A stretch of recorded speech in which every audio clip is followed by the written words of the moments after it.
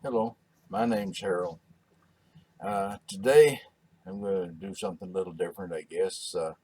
One of my viewers has got sort of similar interest, and he he'd reloads his own ammunition, and he came up needing a particular part, which I decided to call a powder drop adapter to add a one brand of powder, drop measuring thing to his reloading press, and so that's what the thing's going to be about. That's what we're going to build, and hopefully you'll find that interesting a little bit.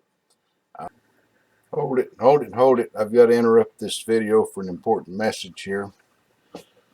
It's something almost slipped my mind, but probably one of my three viewers has probably noticed I got a new logo for the channel, and that's because one of my viewers, a fellow who signs his name Anonymous Me or Anonymous Me or something close to that, decided to make me a logo. In fact, he made 10 or 12 different versions, and at first I had chosen another version, one with a caliper instead of a micrometer, but luckily YouTube wouldn't let me put the thing on there. YouTube showed that I was stuck in the middle of editing, and I couldn't make anything change, and so I went along, I guess, 2 or 3 months with a new logo and no ability to use it. And then the other day I thought, well, I'm going to just fiddle with it and see what happens. And I clicked on it, and bang, bang, bang, everything opened up, and it was ready for me to change the logo. And I thought, well, I like this one better than the one I liked before, so I put it up there. And then I sent an email to Mr. Anonymous Me and telling him that, about changing the logo and everything. I never heard back from him, and I called his number and didn't get any answer. And then I got to thinking he's involved in car racing, so he may be off somewhere racing cars. You guys would know better than me if this is car racing season someplace. Um, I don't know. Anyway, haven't heard from him since I changed the logo, but I'm really grateful for it. I'm sure he wouldn't mind if I said thank you, Mario, uh, for the logo. And I think he did a really excellent job there. Okay, now then, we're going to return you to your scheduled programming. Uh, the other day I was sitting down at the table with the wife, and I got to thinking about, being an old guy. Old guys think about things that young guys never think about. And I told her, I said, if I was to die, I'd want you to go and sell off all my stuff immediately. And she says, well, why would I want to do that? And I said, well, because I don't want some other asshole using my stuff. And she looked at me a couple of minutes. She said, well, what makes you think I'd marry another asshole? There's no accounting for women. That's all I can tell you. We better get on to building the little part, I think. Today I'm going to do this piece for a viewer. It's going to, what I do with the other piece here, it's going to fit into the top of a piece pretty much like this. The threads are very much the same, so once I've got it cut out, I'll mail it to him and see if I've done everything just exactly right. He did a good drawing there, didn't he? At least I think he did. I've got a piece of metal picked out, so we'll get on the lathe and get started cutting. As much as I hate people showing off the tools they bought, I got that at an estate sale the other day, and I think it's probably a lot more quality than a Harbor Freight job. So I'm going to clean it up and get some belts and discs for it. See if I'm not better served with that little booger right there. Alright, we're going to cut this, put the old lantern type tool post back on because it doesn't take as much room as that quick change job, and sometimes what you had before is the best.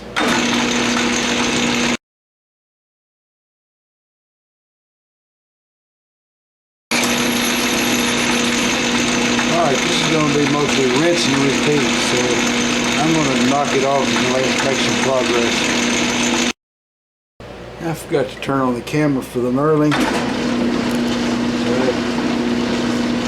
think it's come out fairly good. Needs a lot of cleaning. I managed to get another little metal sticker in my finger while I was doing all that. I don't know why I do that, but there you are. Anyway, I've got this knurled. I'm going to have to thread this piece.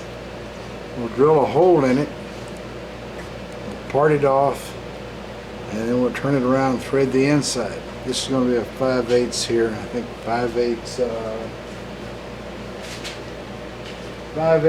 18. That's what that'll be. So I'll be back in just a minute. Alright, I got the old threading tool in there, which is an insert, which I like better than anything else I've used before.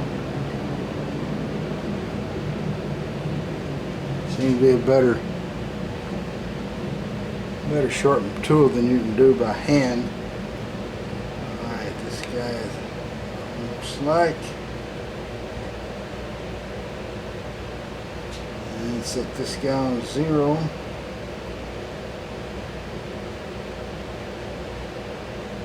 And let's make a little scratch cut just to see what we can see.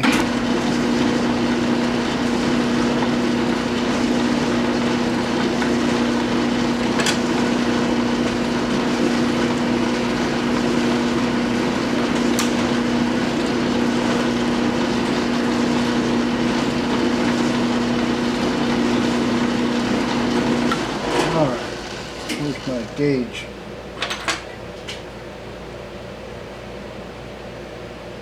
I need more light than that.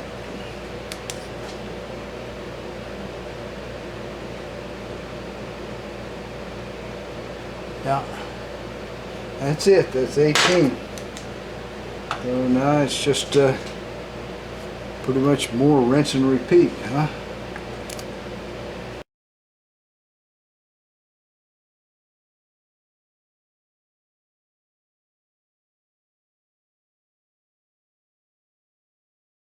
I think I'm really close now, so we'll turn the camera back on and maybe catch the last pass. This is just a spring cut, really.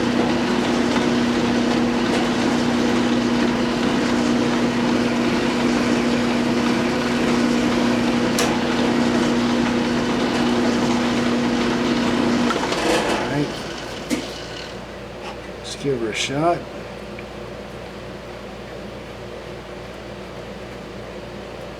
Well, it gets almost up on there. Maybe another spring cut. Maybe it's got chips in it too, but we'll give her.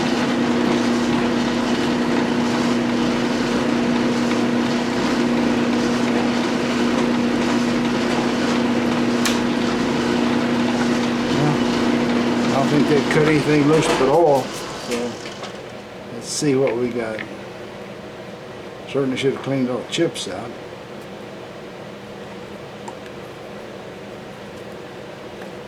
Tight enough, I think.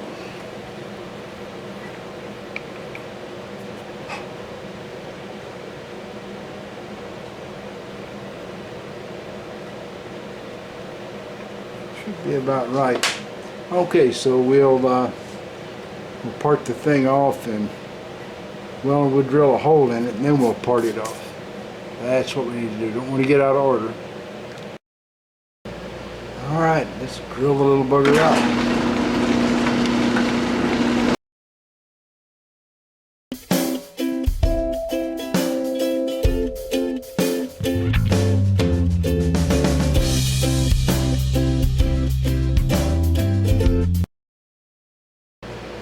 Let's part it off.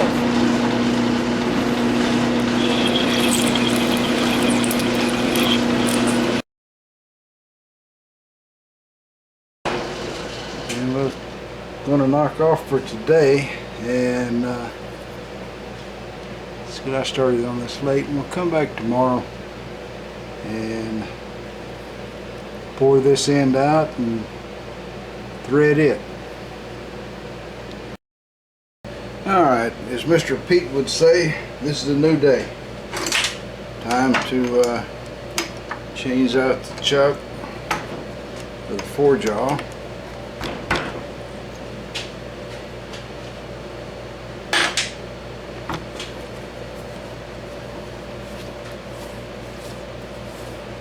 Somehow I got oil on the chuck there.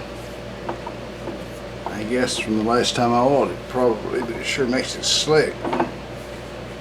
Glad I had something to hang on to it with. Or, that's not what I did. I'm glad I had someplace to stop it if it were to fall. I don't know what I'm talking about.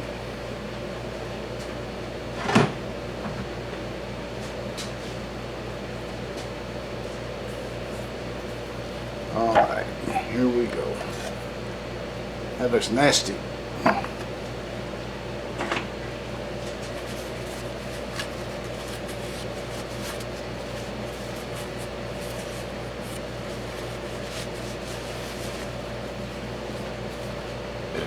Okay.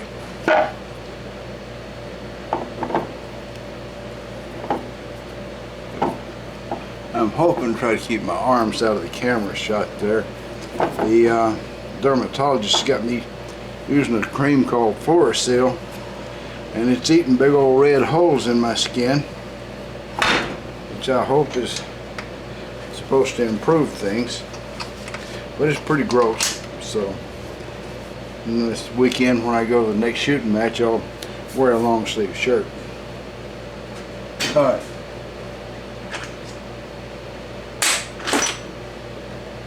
Get the right chuck key. Have old Chucky look after us here. This isn't going to be an A-bomb job here. This is going to be a old geezer job, so it may take a little bit to get it all lined out. Plus I need to find something for the jaws so they don't make big old ugly marks on everything.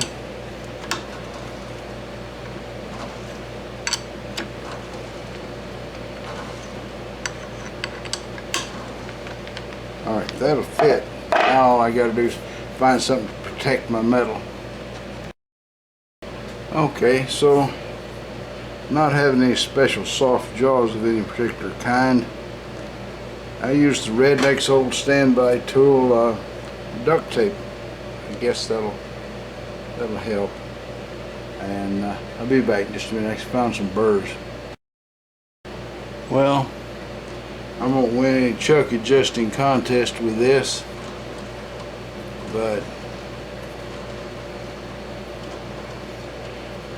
I think there's one little spot where it just jumps off to the, it's a lump on it or something. It looks to me like it's within about a half thousandth there, except for that one little spot. And I guess we're going to live with that one little spot.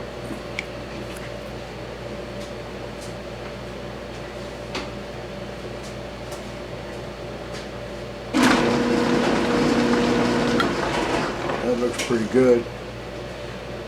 I'm going to just start off by running the drill bit down in it.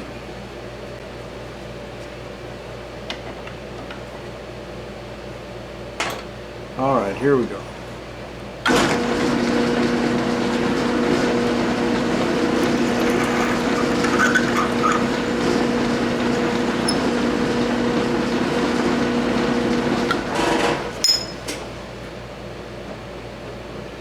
And that gets it started.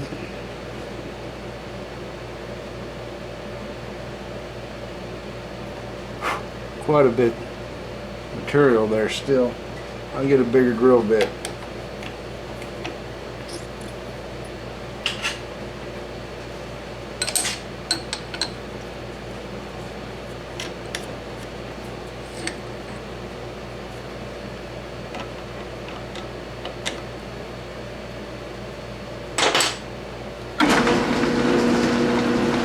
That's man hand size drill bit there. That'll open it up enough to get the boring bar in.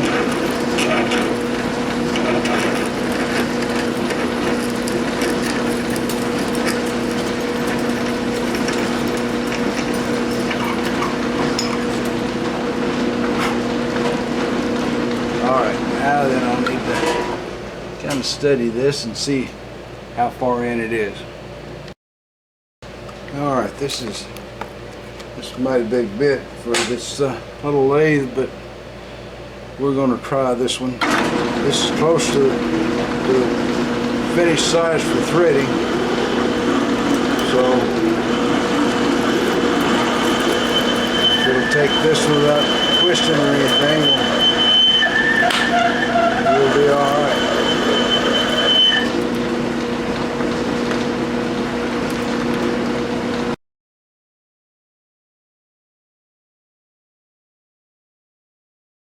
This is my homemade stop I built a while back.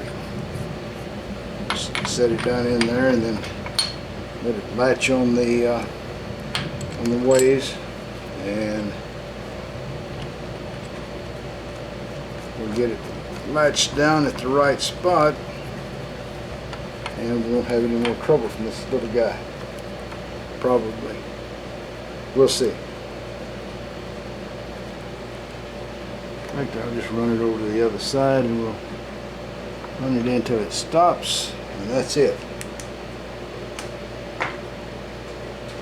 So I've got this a little bit too far back.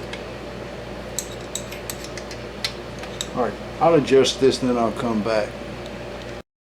Alright, I'm doing this pretty slow. I guess I could speed it up some and it would make it get done a lot quicker. But I'll be down to the thread here in just a little bit. I'm almost to the minor diameter already, so there's no point in me getting carried away.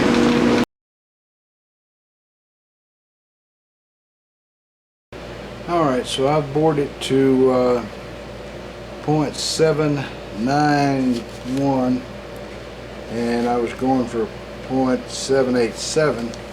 But that's for the minor diameter for 75% fit.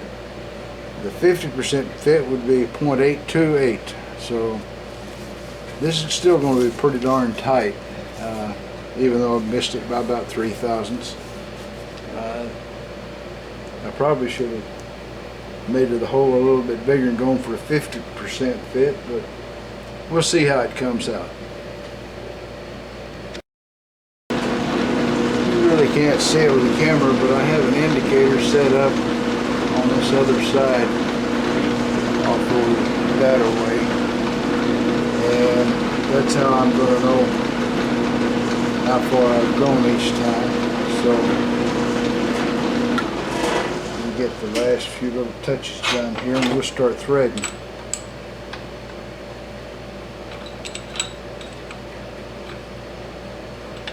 Alright, so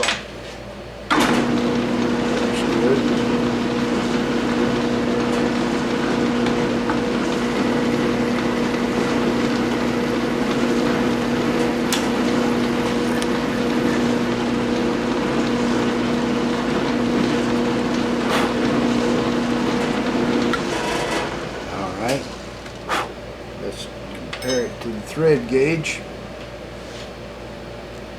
Right for that. Well, I would say I almost messed up. I've got to get the right orientation here with compound rest, and I decided to slow it down into back gear because other speeds are a little bit too fast for guys not used to doing this. So threading's going to probably take quite a while. And you might ask, why am I doing it like this instead of running a tap in it? But I don't have a tap that size. If I did, I could have been through yesterday. I'd had a tap to die.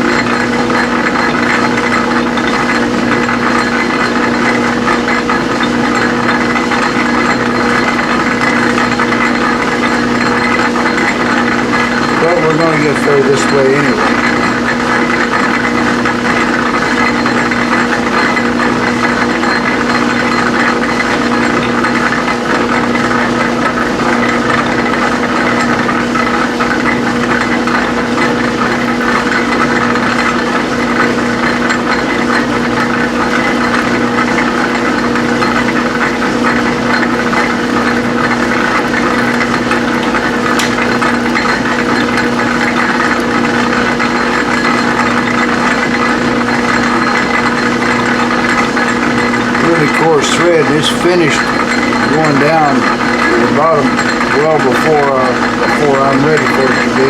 So